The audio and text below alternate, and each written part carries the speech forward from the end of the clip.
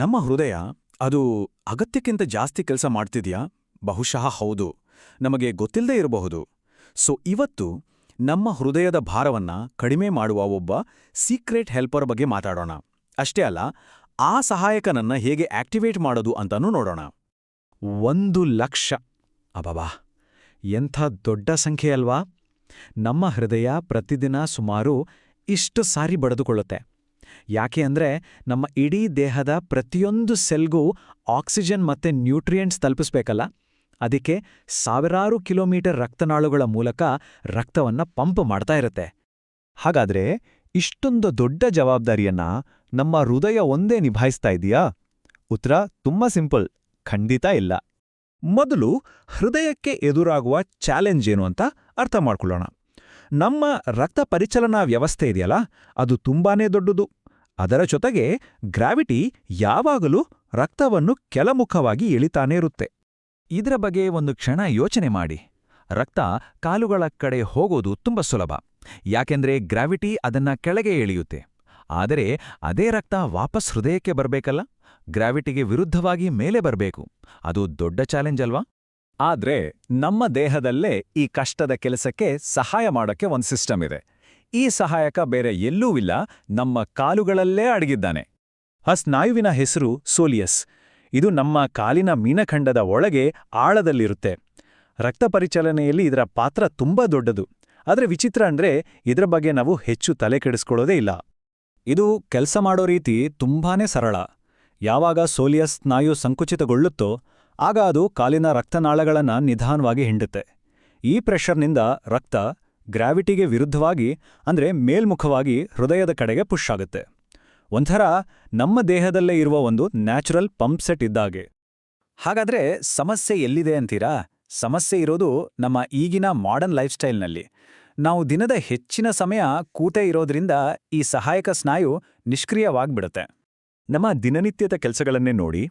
Office ಡೆಸ್ಕ್ನಲ್ಲಿ ಗಂಟೆಗಟ್ಟಲೆ ಕೆಲಸ ಮಾಡೋದು, ಕಾರು ಡ್ರೈವ್ ಮಾಡೋದು ಅಥವಾ ಸುಮ್ಮನೆ ಟಿವಿ ನೋಡ್ತಾ ಕೂರೋದು, ಎಲ್ಲಾ ಸಂದರ್ಭಗಳಲ್ಲೂ ಈ ಇಂಪಾರ್ಟೆಂಟ್ ಸ್ನಾಯು ಆಲ್ಮೋಸ್ಟ್ ಸ್ಲೀಪಿಂಗ್ ಮೋಡ್ನಲ್ಲೇ ಇರುತ್ತೆ. ಇದರಿಂದ ಏನಾಗತ್ತೆ?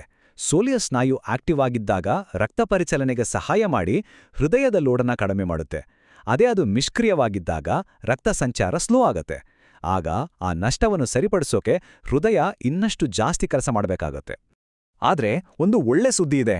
ಈ ಸಮಸ್ಯೆಗೆ ಪರಿಹಾರ ಇದೆಯಲ್ಲ, ಅದು ಆಶ್ಚರ್ಯಕರವಾಗಿ ತುಂಬಾನೇ ಸರಳವಾಗಿದೆ. ಈ ಸಹಾಯಕ ಸ್ನಾಯುವನ್ನ ಎಚ್ಚರಗೊಳಿಸೋಕೆ ಯಾವುದೇ ಕಷ್ಟಕರ ವ್ಯಾಯಾಮಗಳ ಅಗತ್ಯ ಇಲ್ಲ. ಇದಕ್ಕೆ ಸೋಲಿಯಸ್ ಹೀಲ್ ರೇಸ್ ಅಂತಾರೆ. ಮಾಡೋದು ತುಂಬಾನೇ ಸಿಂಪಲ್. ಕೂತಲ್ಲೇ ಪಾದಗಳನ್ನ ನೆಲದ ಮೇಲೆ ಫ್ಲಾಟ್ ಆಗಿ ಇಟ್ಕೊಳ್ಳಿ. ಈಗ ಕಾಲ್ಬೆರಳುಗಳನ್ನ ಅಲ್ಲೇ ಇಟ್ಟು ಹಿಮ್ಮಡಿಗಳನ್ನ ಮಾತ್ರ ನಿಧಾನವಾಗಿ ಮೇಲ್ಕೆತ್ತಿ, ಆಮೇಲೆ ನಿಧಾನವಾಗಿ ಕೆಳಗಿಳಿಸಿ. ಇದನ್ನ ಹೀಗೆ ರಿಪೀಟ್ ಮಾಡೋದು ಅಷ್ಟೇ ನೋಡಿ. ಈ ಚಿಕ್ಕ ಸಿಂಪಲ್ ಮೂವ್ಮೆಂಟ್ ರಕ್ತನಾಳಗಳು ಅವುಗಳ ಕೆಲಸ ಸರಿಯಾಗಿ ಮಾಡೋಕೆ ಸಹಾಯ ಮಾಡುತ್ತೆ. ಇದರಿಂದ ರಕ್ತ ಪರಿಚಲನಾ ವ್ಯವಸ್ಥೆ ಹೆಚ್ಚು ಎಫಿಷಿಯೆಂಟ್ ಆಗಿ ಕೆಲಸ ಮಾಡೋಕೆ ಶುರು ಮಾಡುತ್ತೆ.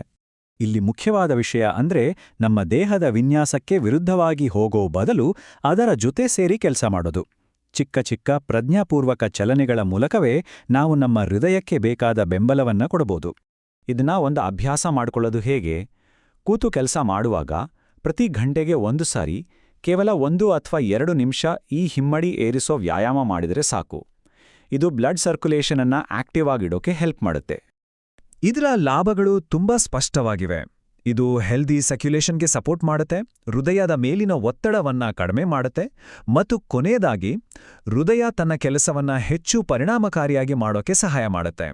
ಇದೆಲ್ಲ ನಮ್ಮನ್ನ ಒಂದು ಮೂಲಭೂತ ಸತ್ಯದ ಹತ್ರ ಕರ್ಕೊಂಡು ಬರುತ್ತೆ. ದೇಹವನ್ನ ವಿನ್ಯಾಸಗೊಳಿಸುವುದೇ ಚಲನೆಗಾಗಿ.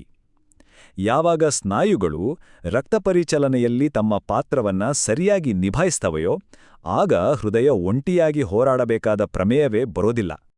ಹಾಗಾದ್ರೆ ಯೋಚಿಸಬೇಕಾದ ಪ್ರಶ್ನೆ ಇದು.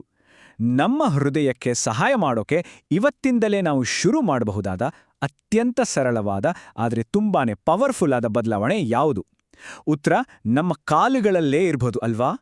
ಲೈಕ್ ಮಾಡಿ, ಸಬ್ಸ್ಕ್ರೈಬ್ ಮಾಡಿ ಮತ್ತು ಶೇರ್ ಮಾಡಿ.